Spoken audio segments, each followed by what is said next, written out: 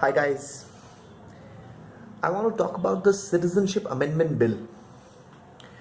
There has been a lot of hue and cry surrounding this bill in India and especially in the Northeast. But I believe that the people have been misled. They have been manipulated by vested political groups into opposing this bill. And I'll try to explain how. In 1947, when India was partitioned, Pakistan was carved out so that the Muslims of India who wanted to go and live in their own separate country could go and do so. India, however, remained a country that was home for everybody else.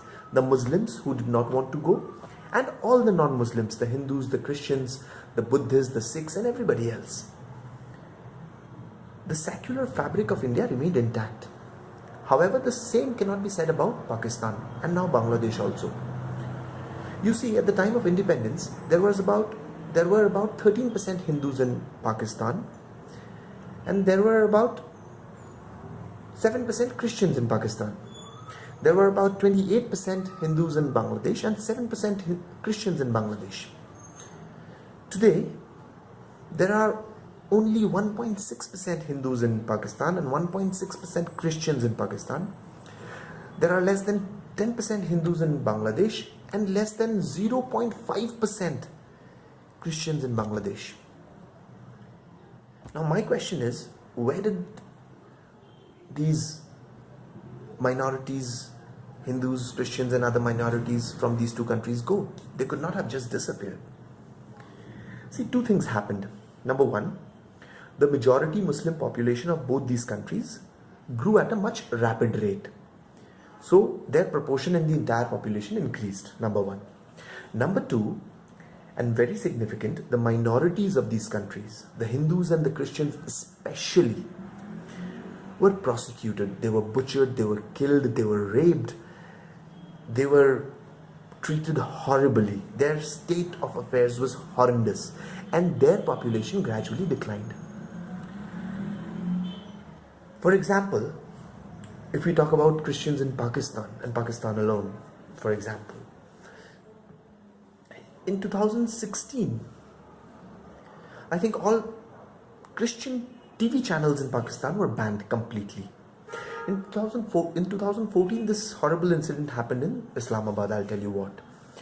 See, there was this one slum in the city which was populated mostly by Christians. In fact, it was a Christian slum.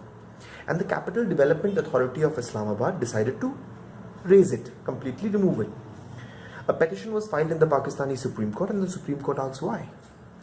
And this is the answer that the CDA gave, and imagine the state of affairs of the minorities there from this answer. The CDA said, this slum is populated mostly with Christians, and so many Christians living in the city is not conducive for the city, and it is bad for the environment in which the citizens of Islamabad live, and therefore they must be removed, and they were removed. That is the state of affairs there. In 2017, I think everybody is aware, during the Easters, there was a suicide bombing which killed 70 people. In December, during Christmas, there was a bombing which killed 57 Christians, 70 Christians and 57 Christians. And this is not a recent affair. Back in 2000, if I talk about 2005, even before then, but if I talk about 2005, imagine 3,000 militants converged onto this place known as Sangla Hills. There were 3 churches in Sangla Hills. These 3,000 militants completely destroyed and razed these 3 churches. Nobody could do anything. Nobody could say anything. The Christians were helpless. This incident, which I am going to narrate about 2006, I think will make you cry. It'll really touch. It is really touching. One Christian construction laborer was thirsty, but nobody would offer him drinking water. Desperate, he went to this very dirty public toilet. There was this dirty mug in the toilet which was changed through the tap. He took that mug and drank the tap water from the dirty public toilet. The people there beat him up bad, black and blue. Why? They said, this Christian labor, by drinking from that mug, has polluted the mug. If that doesn't touch you, I don't know what will. And therefore, because of these reasons, because of this horrible prosecution that the minorities are facing, the Christians, the Hindus, and other minorities are facing in Pakistan and Bangladesh, it is very important for us to allow them to come back home. Home that they called, to this country that they called home before 1947. They were citizens, they were Indians before 1947, right? And I think it is our responsibility to allow them to come back home. Imagine, you have a daughter, she gets married. For some reason, the marriage doesn't work out. She's tortured by her in-law, she's beaten, her husband does not support her. She's in a very bad state. She calls back home and says, Mom, I'm being beaten black and blue. My body just cannot take it anymore. I'm miserable. I want to come back home. What do you tell her? Do you say, Beta, sorry, this is not your home anymore? Or do you open your doors and your arms for her?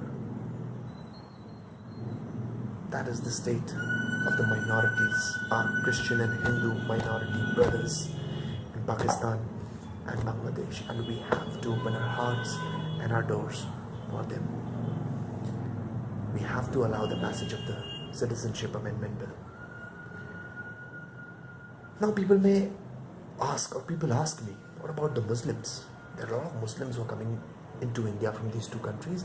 In fact, our cities are crowded with Bangladeshi and Pakistani Muslims. What about them? And this is what I got to tell them. The Muslims are coming into India not because they are prosecuted. They are not being chased out. Nobody is telling them to go. They are coming to India because they see an opportunity here. They are coming into India because they know India will provide better economic opportunities, better standard of living. They come into India to benefit from the national resources of India, which is meant for Indians only. The Hindus did not have a separate country for themselves in 1947. The Christians did not have a separate country for themselves in 1947, but the Muslims did. And those who chose to call those country their home ought to stay there. The minorities are a very little section of the population.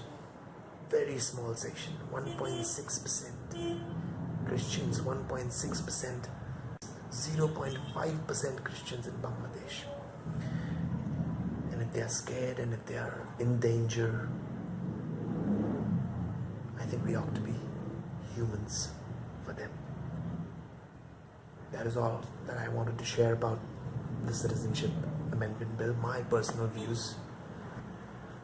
I hope it changes your point of view too. Thank you.